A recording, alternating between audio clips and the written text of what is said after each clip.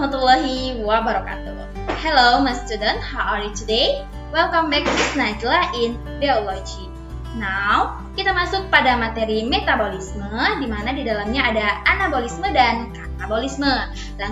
Langsung saja kita masuk pada materinya. Check it out. Nah, kita harus mengetahui dulu peta konsep dari metabolisme. Di dalam metabolisme itu, kita harus memahami dua materi yang paling utama, yaitu adanya anabolisme dan katabolisme. Anabolisme terdiri dari fotosintesis dan kemosintesis, sedangkan katabolisme hanya terdiri dari respirasi aerob dan anaerob. Nah, respirasi anaerob meliputi dua materi, yaitu fermentasi asam laktat dan fermentasi alkohol. Nah, metabolisme itu merupakan suatu pembentukan atau proses pembentukan atau penguraian zat di dalam sel yang disertai dengan adanya perubahan energi. Ingat ya, dalam metabolisme, anabolisme dan katabolisme itu sangat memerlukan yang namanya energi. Oke, metabolisme. Di dalamnya ada anabolisme.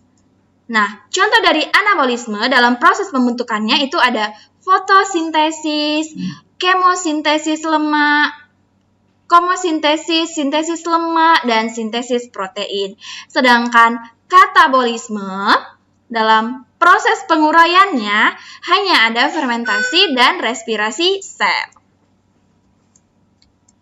Oke. Proses anabolisme biasanya banyak membutuhkan energi, sehingga reaksinya dapat berlangsung cepat dan efisien. Reaksi yang memerlukan energi dalam bentuk panas disebut reaksi endergonik atau reaksi endoterm. Nah, proses metabolisme memerlukan enzim, di mana enzim merupakan satu atau beberapa gugus polipeptida atau protein yang berfungsi sebagai katalis atau senyawa yang mempercepat reaksi tanpa habis bereaksi dalam suatu reaksi kimia. Faktor-faktor apa saja yang mempengaruhi kerja enzim? Pertama itu ada substrat, kedua ada suhu, ketiga ada keasaman atau pH, dan keempat ada kofaktor, terakhir ada inhibitor. Kita masuk pada judul yang pertama, ada anabolisme. Anabolisme, proses penyusunan senyawa kimia yang sederhana ke senyawa kimia atau molekul yang menjadi kompleks. Anabolisme sendiri terdiri dari fotosintesis dan komosintesis. Fotosintesis merupakan proses di mana karbon monoksida dan air di bawah pengaruh cahaya diubah ke dalam persenyawaan organik yang berisi karbon dan kaya energi. Proses fotosintesis ini bertujuan untuk membentuk yang namanya karbohidrat. Nah, fotosintesis. Kalian bisa melihat reaksi dari fotosintesis. Ya, ada 6 CO2 ditambah dengan H2O, di mana kalau ada klorofil atau energi cahaya menjadi yang namanya C6H12O6 tambah 6O2. Nah, kalian bisa melihat struktur dari kloroplas. Kalau ada yang namanya fotosintesis, pasti ada yang namanya kloroplas. Kalian bisa melihat gambarnya pada tampilan slide Miss, di mana tahapan fotosintesis terdiri dari reaksi terang dan reaksi gelap. Reaksi terang atau fotolisis, proses penguraian air oleh energi cahaya untuk membentuk molekul ATP dan NADPH2.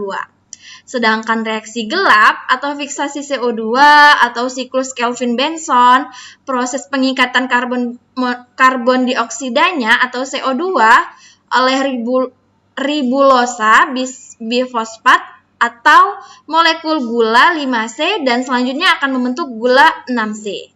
Ingat ya, reaksi ini tidak membutuhkan yang namanya cahaya. Selanjutnya kita masuk judul komosintesis. Komosintesis, sintesa senyawa organik dan reaksi-reaksi kimia senyawa anorganik terjadi pada bakteri tertentu yang tidak berklorofil.